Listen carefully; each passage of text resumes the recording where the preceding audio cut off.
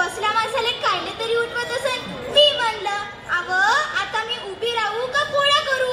तर म्हणते कसं अव तुला इलेक्शनले उभी राह म्हणतो, सरपंचासाठी बाईची सीट राखीव आहे, तू सरपंच होशील. तर बाई राहिली उभी आणि निवडून पण आली.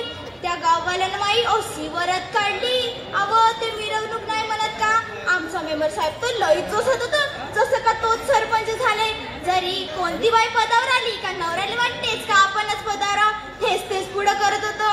बरं आता त्या दिवशीचीच गोष्ट घ्या. माझ्या घरी चपराशी आला ना का म्हणते ग्रामपंचायत बीडो साहेब आले तर सरपंचाले बोलवते. तर बाई लावली चप्पल ना निघाले रस्त्यानं. मी म्हणलं अव थांबा ते सरपंचाले बोलवते, तुम्ही काय सरपंच आहात? तर म्हणते कसं तू काय बोलशील त्या माणसा संग, तुले काय समजते? मले का समजते, मया पारा घुमला बाई. मी म्हणलं अव त्या सावित्रीनं आमच्यासाठी शिक्षणाचे गवाड खोललं म्हणून आम्ही शिकलो आणि संविधानाने आम्हाला सरपंच होण्याचा अधिकार दिला. अधिकार तर आम्ही गाजवू की नाही. तेव्हा कुठं आम्ही लागलो ग्रामपंचायतच्या रस्त्यानं. बाई त्या गल्लीत चांगले जाण जवान पोट्टे घेतली देशीन सारे झिंगत होते. त्याचं एक बंद तुम्हाला आडवत झालं न म्हणते कसं अरे बाबा नशीब आपलं उतान झोपलं, अरे बाबा नशीब आपलं उतान झोपलं, जीवाची फजिती हाय का, अरे जीवाची फजिती हाय का, आता मर्दाले किंमत हाय का, आता सरपंच झाल्यात बायका, आता मर्दाले किंमत हाय का, ह्या सरपंच झाल्यात बायका.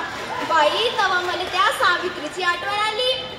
तिले बिन एक बंदर असा चढवा झाला होता, पण ते होती सावित्री. घेतली चप्पल लावली तिच्या गालाला. बरं आता अडाणपण तरी किती म्हणावं. माया शेजारीच्या पोराल्याला काप तर ते काय म्हणते माया पोरावर कोणतरी ठोका केला, माया पोरावर कोणतरी ठोका केला.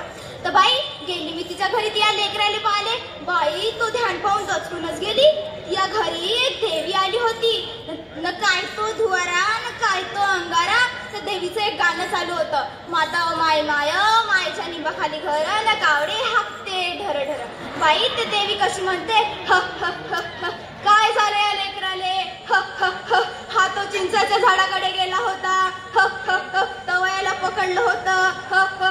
बोल देवीली तू ये नवस कापीन, बोल बोल तू ये बोकड कापीन, बोल तू ओटी भरीन, बोल 11 रुपयाचं नवस देईन. बाई यायचं इकडं धिंगाणा चालूच न तिकडं ते पोरग लागलं पेंगाले. मी म्हणलं अव थांबा.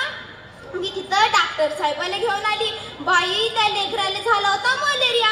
कसा नाही होणार मलेरिया, घराच्या आजूबाजूने निर्रे पाण्याचे डबके, मग कसा नाही होणार आजार. बाई ते देवी डॉक्टर साहेबाला पाहून अशी पराली. तिला धावता ती वाट नाही सापडली. म्हणून आता मी काय म्हणतो, जर आपण आपला गाव स्वच्छ ठेवला तरच कोणाला कोणता आजार कोणता रोग होणार नाही. आणि मुलींनाही शिकवा बरं, कारण मुली शिकल्या तर आपल्या समाजाचं आपल्या गावाचं नाव मोठं होणार की नाही. मग ऐकाल का नाही ही अडाणीची गोष्ट? ऐकावंच लागेल, कारण मी बनन सरपंच नेक. मी आहे त्या सावित्रीची लेक. चालतं लई सुशील झालं. धन्यवाद.